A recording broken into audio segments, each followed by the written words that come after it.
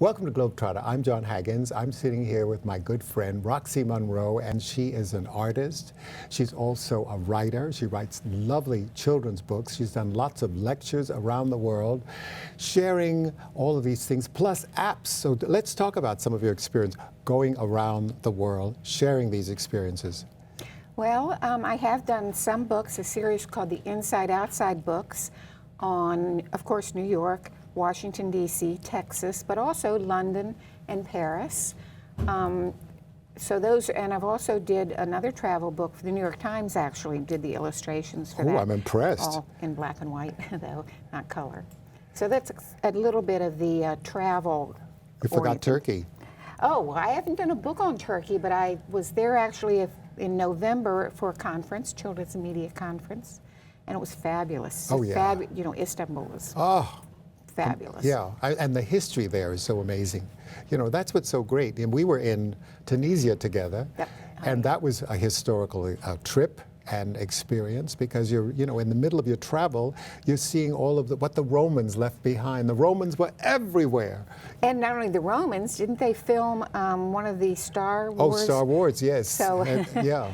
Out in the desert. Fabulous trip, though. That was just, Tunisia is just gorgeous. And you know why they say that they filmed there? Because the sky is so clear. It's so blue, it's so crystal clear that it's a perfect place to film, Yeah. which I think is wonderful. Pure air, it was just stunning. Yeah, but you've done so many books. I mean, and you keep doing more books and paintings. I mean, talk about some of your paintings. Well, I was born and raised in a small village in the country, but the moment I set foot in a city, I loved it, and the city is my subject. I love the architecture, the patterns, so I basically paint the city in different seasons, in the rain and with the umbrellas and Different views. snow, different views, looking up, looking down, modern, not just nostalgia, old brownstones or something, but also modern architecture. Right. It just fascinates me. Oh, it's a wonderful city. This is a great city. Yeah. I mean, and every day it changes all the time. Exactly. I was going to say, I do a painting, and then a year later, some high rise goes up and changes the whole perspective. It's like this neighborhood. This neighborhood is really, I mean, it's just blossomed into a neighborhood. Yeah. It was a hellhole before. Well. And now it's just amazing. Yeah. But that's Manhattan. Yeah. Always reinventing itself. Yeah, and you know, that's what's so great about this city and about the art, because it evolves all the time. You know, you're always coming up with an inspiration. You're seeing something different each time that you look out. You say, you know, I didn't see that before. You know, and you just pick up on it, you get your brush and you start working on it. And you have a great studio, by the way. Yes, over in Long Island City.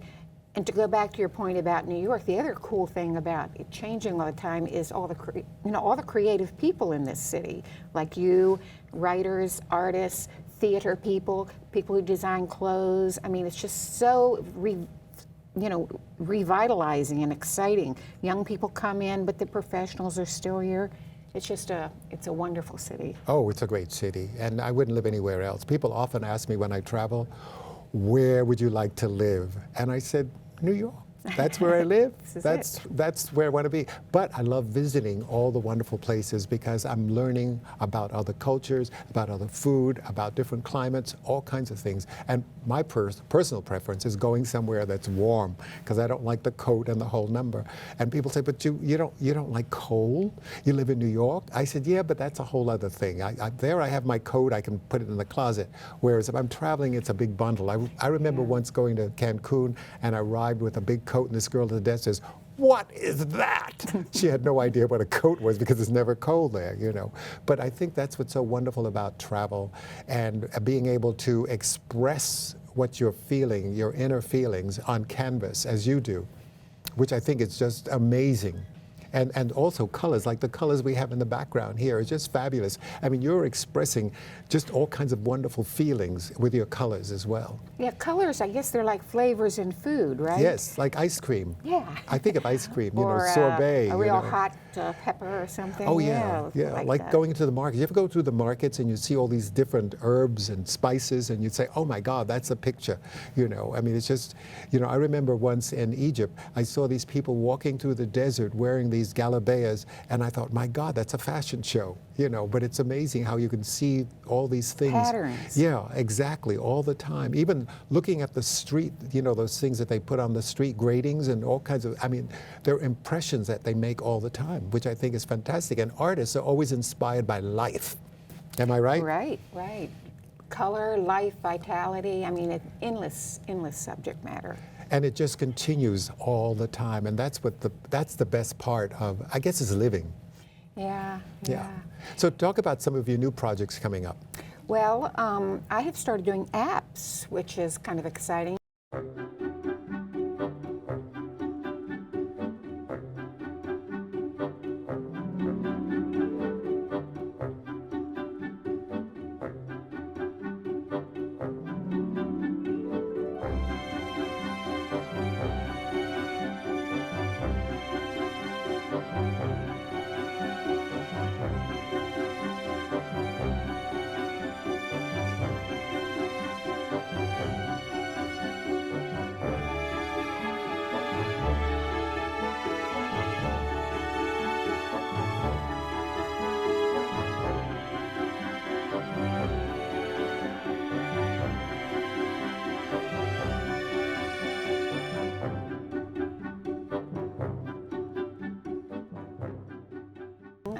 A Dutch guy contacted me, and I actually didn't have to because you can do it all by email, but I went to Amsterdam to keep the travel theme going. Nothing wrong with that. And worked on I've done 3 apps, one adapted from my book, and 2 others, one directly adapted from the book, 2 others that are the same theme of the books, maze, games.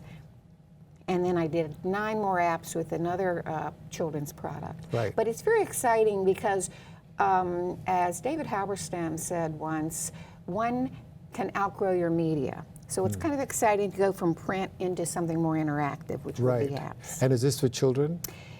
They apps? are for children. One of them, though, is a jigsaw puzzle, and a lot of grown-ups are using it. Ooh.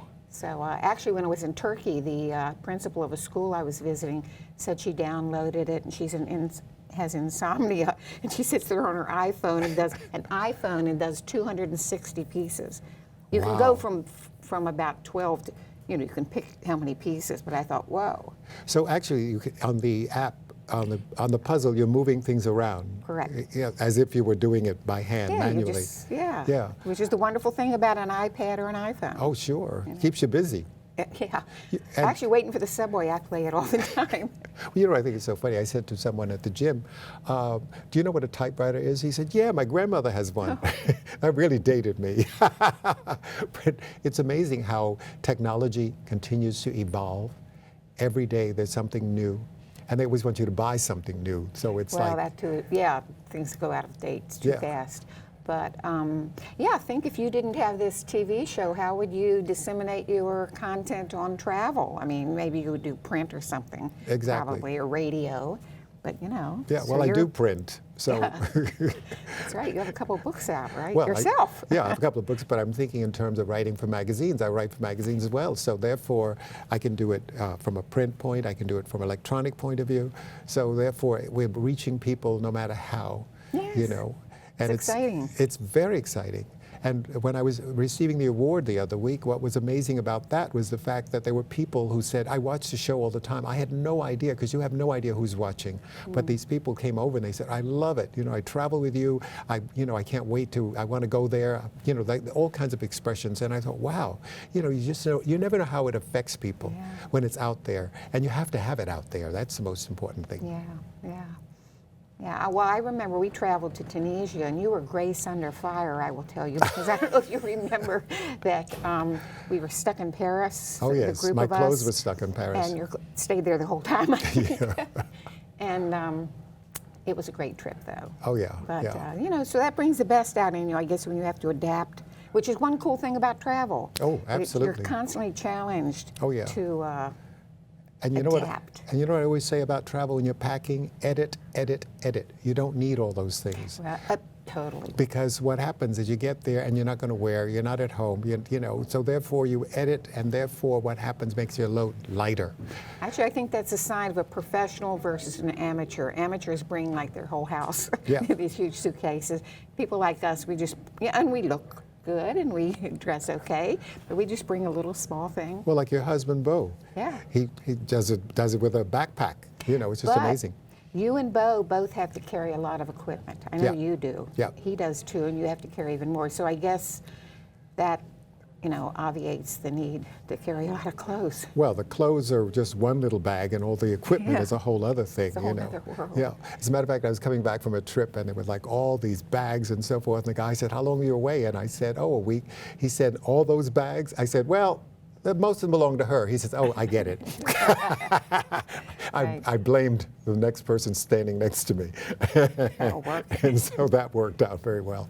But you know, travel is so exciting, and you know, you continue your journey around the world, lecturing, sharing with all of these wonderful people your knowledge. I think it really is such a great thing, and I certainly thank you for that, because I think that it's what we need to do. We need to share our knowledge, our enjoyment, our inspiration, all of that with the people out there.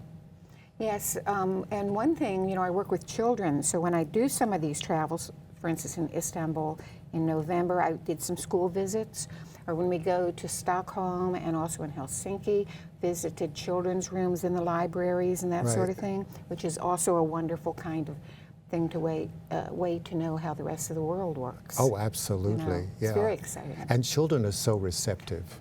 I mean, they don't have this built up, And no political issues. They're just exactly. like- You know, they're fresh and wonderful, and it's just, you know, it's just so amazing, I think. You And know. also, children are kind of the same the world over. Oh, the yeah. same things give them pleasure. The same toys. We're all kind of the same. Oh, yeah. Which is one of the wonderful things about travel. Yeah.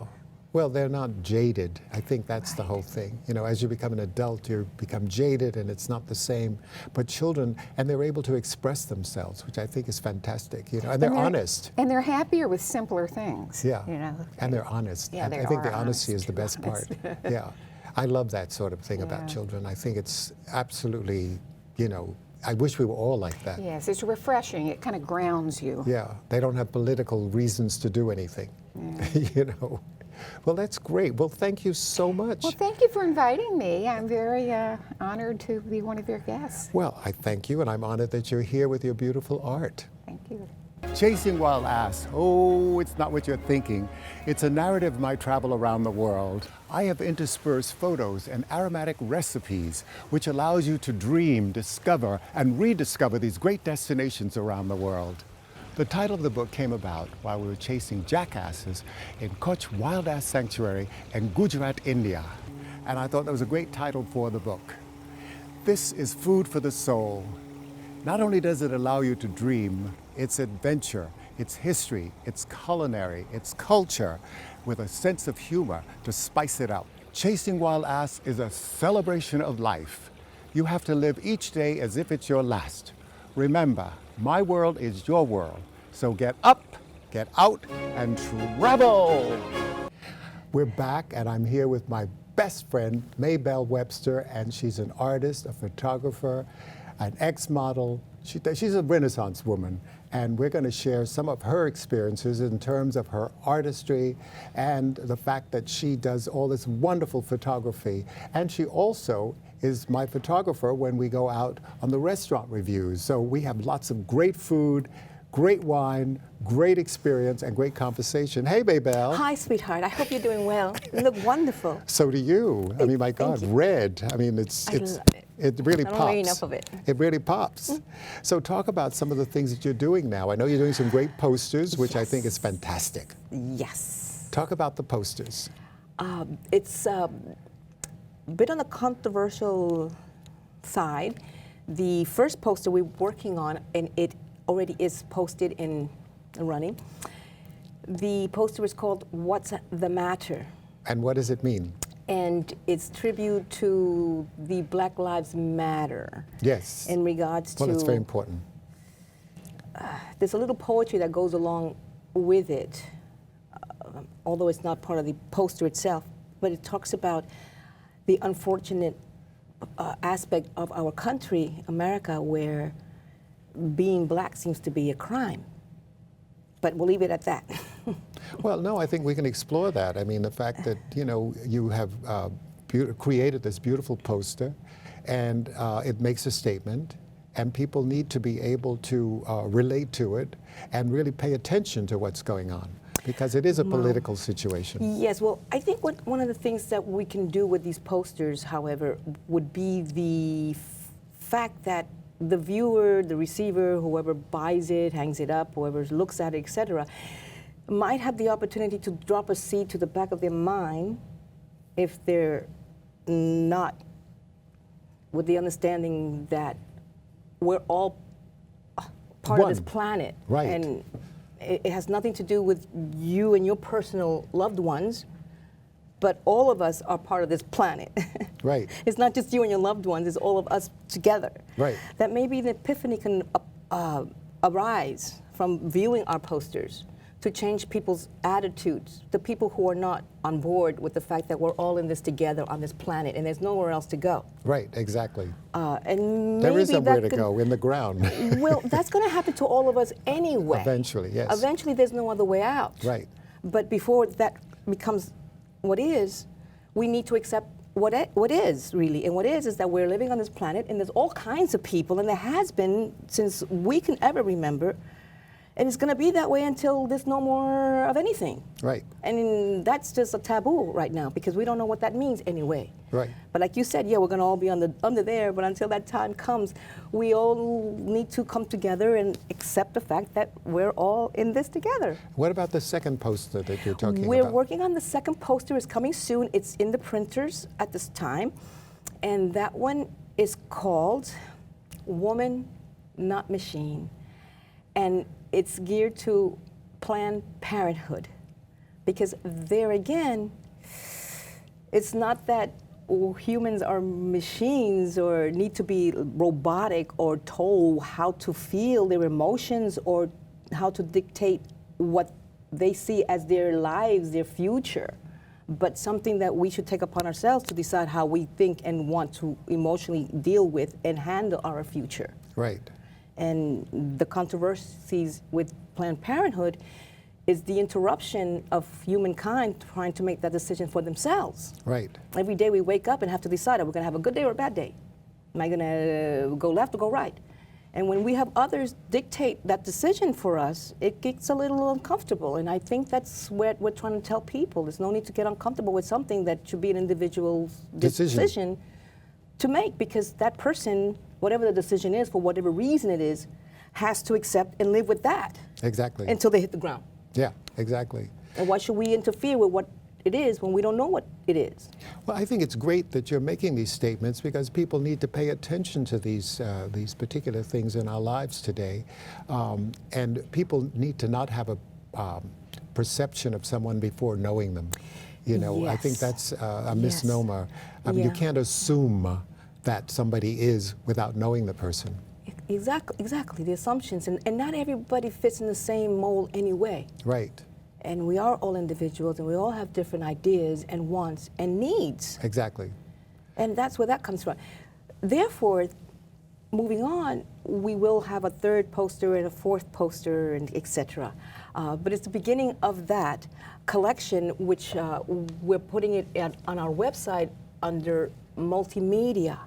Right. Which is one of our newest collection with wetmatphotography.com. And as you know, we already have the Carnival, the Noun Collection Gallery. We've added the Micro New York Gallery, which is grown. We did produce a black and white photography book. And then my restoration work, which is also part of our website. I was going to ask you about that. Yes, the restoration, retouching, manipulation, which I do enjoy that work. It's a lot of time involved to execute the final product, but I enjoy it. It's an art that and this is an example right here on the wall. This one here, it's a Venus dancing with hip hoppers. And as we know, Venus, she's the goddess, but the planet also circulating around the universe, planet Right. Earth. Exactly. It keeps circulating and circulating and creating what it does, that energy. And so she, Venus, and I created the wings to match her hair and all that.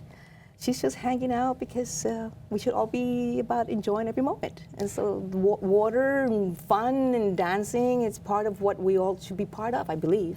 And I think also the whole idea is that you make it better. You know, you have a photograph and you make it better, or you change it so that you, again, make it better. And that's what, Yes. that's what manipulation is all about. Yes, and I enjoyed that because there was a lot of times that you do see a picture and it could be that much better. Or even to color something, take a black and white photo and put some color in it. Oh, if not yeah. the whole thing, and just kind of give it a different view, but enhancing it at the same time. Absolutely. And I think it's an art. You know, as we talk about artists, and you are an artist and former model, but an artist, it's amazing that you visualize and you see things differently from a lot of other people who just take things for granted. They just don't see, you know, that little thing, that little detail. Yes. And you take a lot of time and patience doing that, which I think is just so amazing. I mean, I don't have the patience to do that sort of thing. I wish I did, but it's just, yes, you know, I it's thank just, you, thank it's you. unbelievable. Which leads me to congratulating you on your award this past week. Oh, thank you. So you do have plenty of patience because it takes a lot of time and energy to do what you do also. That first of all, traveling and then coming back to the States and editing all that wonderful work you do and airing it for GlobeTrotter. It's incredible, and it takes a lot of patience also, Well, I'm it does. sure. It does. Especially traveling and dealing with other people's time, energy, and their wants and wills. And you're saying, but Absolutely. wait a minute, I'm here on a schedule. I can't do that. Right. I get it. Yeah. Yeah. It's amazing. It's show business. Exactly. Hurry up and wait. Da-da-da-dum. Yay. But you know, that's what's so great about all of us being artists and producers and photo fixer-uppers and all these different things that make a big difference, and also just being visual. I think visual is a whole thing, and that's what I love Yes. about people. And a lot of people I know are very visual, you know, and I think that's so important as opposed to people who have no vision at all, you know. I believe that that's part of what God gave us, that the vision to see beauty. Yeah. Michelangelo, who created all that beautiful sculptures and painting of etc. Sistine Chapel and so It's forth. the beauty, to see something beautiful. How will you interpret it? It's up to the individual, but Absolutely. to see beauty everywhere. Yeah. I think that inspires all of us to just be more of what we want to be. Or even the flowers, you know, just beautiful flowers in a garden, Yeah. you know, it's just Yeah. amazing. I mean, I love all that sort of thing. As I walk down the street and I see things, you know, whoa, and It's inspiration. empowering. It kind of inspires, kind of gives you a picker-upper. And this city is very inspiring. You know, I mean, the architecture in this city is amazing. I mean, look at 57th Street, that building by the river. It goes into a pyramid. Pyramid. Have you seen how it turns? As you go down the highway, how it literally changes its view, kind of like Exactly. like it was designed to do that. Yeah. That's great architect. Exactly. That's a lot of creativity. That's a lot of patience. Well, it's a lot of thought in terms of putting it all Yeah. together, and I think it's just amazing how the artists, and the city's allowing the artists or the architects to do that nowadays, whereas before it was just straight up and down, and now it's just all these, Yes, yeah. expressions around the city. Their 13 Empire State Building, all different colors, and then I collaged actually it's composite, the clouds, which is 3 photos of clouds. Right. And then the major cloud up here, which is another different cloud. So it's a collaboration of 17 photos to create all of that. Right.